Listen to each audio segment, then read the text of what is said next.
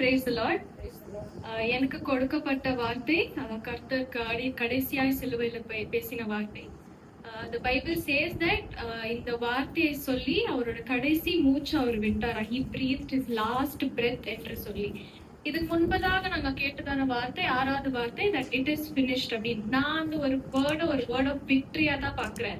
ஏன்னா அந்த வார்த்தையை அவர் சொல்லும் போது அவர் துக்கத்திலயோ அந்த பெயின்லயோ அவர் சொல்லாம அவருக்கும் பிதாவிடத்துல இருக்கிற அந்த கமிட்மெண்ட், அவர் எதுக்காக இந்த உலகத்துக்கு வந்தாரு, to seek and save the lost. Seek பண்ண வேண்டியவங்களை சீக் பண்ணாரு, சேவ் பண்ண வேண்டியவங்களை சேவ் பண்ணாரு. கடவுள் பத்தி சொல்லி ஊழியக்காரர்களை தயாரித்து என்னை பத்தி போய் இன்னும் உலகம் எங்கும் சொல்லுங்கன்னு அவர் அக்கம்ப்ளிஷ் பண்ண எல்லா விஷயத்தையும் தான் அவர் கடைசியா நான் பிதாவிடத்துல கொடுத்து வந்த அந்த கமிட்மெண்ட் நான் செய்து முடித்தேனே அப்படின்னு அவர் 6th வேர்டை அவர் சொல்லி முடிக்கிறாரு. That is nothing but it is finished. கடைசியாக ஒரு இட் இஸ் ஃபினிஷ்ட்னு சொல்லும்போது அங்க முடிஞ்சிடுச்சு அப்படின்னு விடாம he is again giving us he is setting an example to us. எல்லாம் முடிச்சது இல்லாம நான் கடைசியா ஆவியை நான் ஒப்பு கொடுக்கிறேன், நான் பிதா ஆவி தந்த தேவனிடத்துல நான் ஆவியை ஒப்பு கொடுக்கிறேன்ற வண்ணமா அவர் இந்த கடைசி வார்த்தை சொல்றாரு. அதுதான் 7வது வார்த்தை. லூக்கா சுவிசேஷம் 23:46 படிக்கலாமா? பிதாவே, உம்முடைய கைகளில் என் ஆவியை ஒப்பு கொடுக்கிறேன் என்று மகா சத்தமாய் கூப்பிட்டு சொன்னார். இப்படி சொல்லி ஜீவனை விட்டார். நான் இந்த வசனத்தை தியானிக்கும் போது நான் புரிந்து கொண்ட விஷயம் என்னன்னா, 3 பக்கத்துல காஸ்பிள்ஸ்ல இந்த வசனம் இருக்கு, which is Matthew, Mark and Luke. But அது தெளிவா பதிவு செய்தது வந்துட்டு டாக்டர் லூக் மட்டும் தான். நம்ம மேத்யூல பார்க்கும்போது அவர் என்னன்றாரு, மிகுந்த சத்தத்துடன் பிதாவே என்று சொல்லி அவர் ஆத்மாவை பிரிந்தது அப்படின்னு நம்ம பாக்குறோம். மார்க்ல வந்துட்டு எப்படி எழுதி இருக்குன்னா, அவர் வந்துட்டு தலையை சாய்த்து அவர் வந்துட்டு உயிர் பெறுந்தது. But doctor Luke writes it in a way when he says, Father, into your hands I commit my spirit. Having said this, he breathed his last அப்படின்றவனமா. அப்போ இந்த வார்த்தையை நம்ம 3 வகையா நம்ம பிரித்தா நம்ம வந்துட்டு ஃபாதர் சொல்லி அங்க ஒரு காமாவை நம்மளால பார்க்க முடியுது. அவர் வந்துட்டு ஏன் அந்த ஃபாதர்ன்றது அங்க அவர் சொல்றாருன்னா, he is restoring the relationship between the son and the father over there. அது வந்து ஒரு பெரிய history of talk. This goes behind science and theology. But இன்னைக்கு நம்ம சிலுவையை குறித்து பாக்குறதுனால let's stick to this and வாசிக்கவானா. But in John 5:18 it says, God declares his identity as son equal to his father. திரும்பியும் John 10:30 சொல்றாரு, I and the father are same. Even on the cross he restores the relationship with the father. பைபிள்ல வந்துட்டு books of காஸ்பிள்ல மட்டுமே 150 times மேல அவர் பிதாவிடத்துல communicate பண்ணும்போது father என்று சொல்லி அவர் பிதாவிடத்துல communicate பண்றாரு. நம்ம ஜெபிக்கும் போது கூட எத்தனை வாட்டி நம்ம வந்துட்டு கர்த்தரே நம்ம கூப்பிடுறத விட ஏசப்பா அப்பா அப்பான்றதான் நம்ம அவர் கூப்பிடுறோம். That's because of one trust that we have on him. நம்ம அப்பாவை நம்ம நோக்கி பார்க்கும்போது he is doing something for us அப்படின்னு நம்ம ஃபாதர்ன்ற அந்த பவர்ஃபுல் வேர்ட், அது காமாவோட நம்ம அதை யோசிக்கும் போது the power behind the word fatherன்றது he is restoring that relationship. என் சொந்த தகப்பனை நான் நோக்கி பாக்குறேன் அப்படின்னு ஒரு ரெஸ்டோர் பண்றாரு அந்த ரிலேஷன்ஷிப். அடுத்து வந்துட்டு நம்ம பார்க்கும்போது into your hands அப்படின்ற நம்ம பார்க்கும்போது அது ஒரு நார்மல் வேர்டா நம்ம எடுக்க முடியாது. ஏன்னா it takes total surrenderance, ஒரு total surrenderance or trust. நம்ம திருப்பியும் நம்ம ஜெபிக்கும் போது நான் அந்த எக்ஸாம்பிள் எடுக்கிறேன். நம்ம எல்லாருமே ஜெபிக்கிற ஒரு விஷயம் என்னன்னா, உங்க கையில ஒப்பு கொடுக்குற, உங்க கையில் நம்ம ஏன் ஒரு கையில ஒப்பு கொடுக்குறோம் நம்ம ஜெபிக்கிறோம். அது ஒரு ட்ரஸ்ட்ல தானே. நம்மளால முடியாத பட்சத்துல நம்ம கடவுள் இடத்துல என்னன்றோம், எசப்பா உங்க கையில நம்ம ஒப்பு கொடுக்குற. அந்த எக்ஸாம்பிள நம்மளுக்கு செட் பண்ணது யாரு? கர்த்தர் தான் நம்மளுக்கு செட் பண்றாரு. அந்த எக்ஸாம்பிள் என்னன்றாரு, உங்க கரத்துல நான் ஒப்பு கொடுக்கிறேன். நம்ம பைபிள்ல கூட நிறைய பேர் ஜெபிக்கிறத நம்ம பாத்துக்கிறோம். டேவிட் ஆகட்டும், ஆப்ரஹாம் ஆகட்டும், இவங்கெல்லாம் ஜெபிக்கும் போது அவங்க என்னன்றாங்க, உங்க கரத்துல நம்ம ஒப்பு கொடுக்கிறோம், ஐ சரண்டர் ஆல் அப்படின்னு தான் அவங்க ஒப்பு கொடுக்குறாங்க. இந்த ஒரு வார்த்தையும் நம்ம எடுக்கும் போது that takes a lot of trust.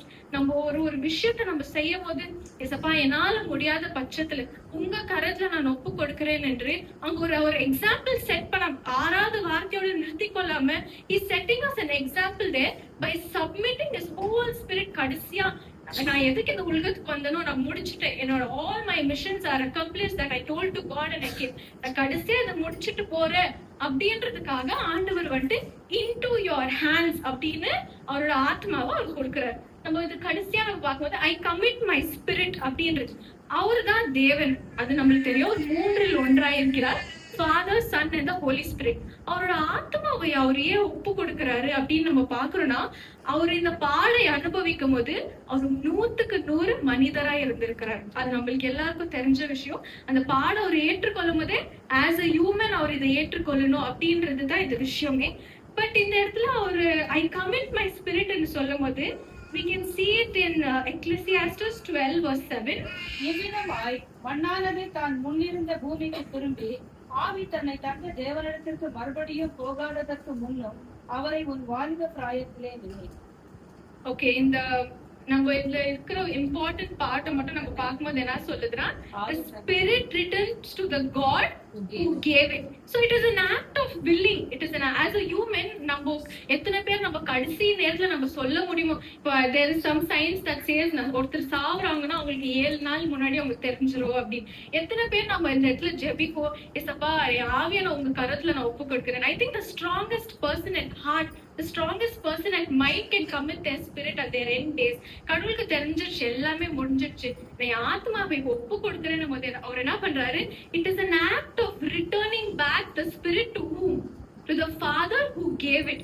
அப்படின்னு தான் again he is setting an example there. So இந்த வண்ணமே அவர் சொல்றாரு. அது ஏன்னு நான் பார்க்கும்போது Peter 4:19ல he says commit themselves to the faithful creator அப்படின்னு. இந்த எக்ஸாம்பிள நான் ஏன் எடுக்கிறேன்னா, commit themselves to the faithful creator என்னும்போது it is not just when you're going to die commit your ways. கடைசியா நீ உலகத்துல எல்லாமே பண்ணிட்டு ஏசப்பா நான் சாக போறேன், இப்போ I commit my ways, take my spirit, நம்ம அந்த மாதிரி மட்டும் இந்த வசனத்தை நம்ம பார்க்காம நம்ம இதை எப்படி எடுக்கிறோம்னா, I think we are humans and we have a lot of commitment issues. We have a lot of commitment issues to Jesus because only when we are in pain or when we are in some anguish we look after him. Esappa நீங்க செய்யுங்க, நீங்க பாத்துக்கொள்ளுங்க. முதல்ல இருந்தே if you stick committed to him, உங்களுக்கு ஏன் இந்த பாடலாம் அப்படின்னு தான் நான் கேட்கிறேன். From the beginning, be committed to the Lord, be committed to the word. அப்படின்னு அந்த commit themselves to the faithful creator அப்படின்னு அவர் சொல்லும்போது, நீ கமிட்டா இருக்கும்போது he knows everything. It's already written for you. Next என்ன ஆக போகுது. சோ அவருக்கு தெரியும், உன்னை அதுல இருந்து உன்னை விடுவிக்கிறதுக்கு தெரியும், இதுக்கு மேல வரப்போற காரியங்களையும் உன்னை ஆசீர்வதிக்கவும் அவருக்கு தெரியும். சோ இஸ் ஜஸ்ட் டெல்லிங் கமிட்னு ஒரு இடத்துலயும் பைபிள்ல அது திருப்பியும் ஒரு நியமிக்கிறார் அந்த இடத்துல. So when you are back to the topic, when we are talking about his committing his spirit to the Lord, Psalms 31 verse 5ல கூட when it is written into your hands I commit my spirit. Can we read it? உமது கையில் என் ஆவியை ஒப்புவிக்கிறேன், சத்தியபரனாகிய கர்த்தாவே நீர் என்னை மீட்டுக் கொண்டீர். இதை யாரு எழுதுனது அப்படின்னு தெரியுமா? இது வந்து ஜீசஸ் சொன்னது இல்ல, இது வந்து யாரோட அவங்களோட ஆவியை ஒப்பு கொடுக்குறா? தாவீது. Okay, so David is telling. So what is David doing here?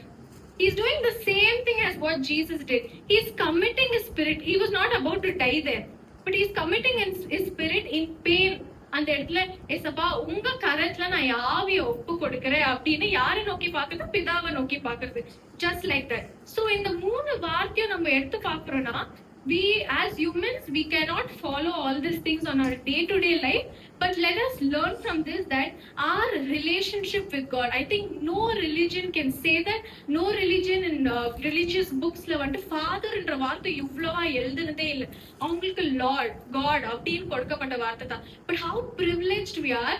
Our God is letting us take him as his own father. அவர் சொந்த தகப்பனா நம்மளை ஏற்றுக்கொள்ற ஒரு opportunity no religion is giving us over here. We have that privilege where we can talk to our God telling அப்பா பிதாவே அப்பா Jesus அப்படின்னு நம்ம அவரை கூப்பிடும்போது you're becoming his own child over there. அவரோட சொந்த மகனாய் நீ மாறும்போது what happens? You keep this trust on it. Trust and surrenderance. அவர் பார்த்து கொள்வாரு. That's why we say into your hands. Father ன்னு கூப்பிடும்போதே அங்க ஒரு கமிட்மெண்ட் வந்துடுது உங்களுக்குள்ளயோ பிதாவுக்குள்ளயோ, because you are his son now. No, உங்களுக்கும் பிதாவுக்குள்ளேயே ஒரு ஐக்கியம் வந்துடுது. இந்த ஐக்கியம் வந்த உடனே into your hands போது you're telling, you're surrendering and you're submitting with trust. That undertakes a lot of progress in there. With trust you're giving your spirit into the Lord's hands. So so இதுல நம்ம என்னத்த கத்துக்கொள்ள முடியும்னா, even in the end இந்த உலகம் விட்டு பிரிஞ்சு போறதுக்கு முன்னாடி நான் பிகினிங்ல சொன்ன மாதிரி கடைசியா இந்த வார்த்தை சொல்லித்தான் he breathed his last breath ன்னு. அவர் 6வது வார்த்தை முடிச்சிடுச்சு அப்படின்னு அவர் சொல்லிட்டு அவர் உயிர் பிரியல. God is giving that strength to him to set another example by telling he's committing his spirit there. நம்ம இந்த மாதிரி எவ்வளவு பேர் நம்மளால செய்ய முடியும் நம்மளுக்கு தெரியல. To stay committed to the word, to stay committed to the Father and to look after him every time.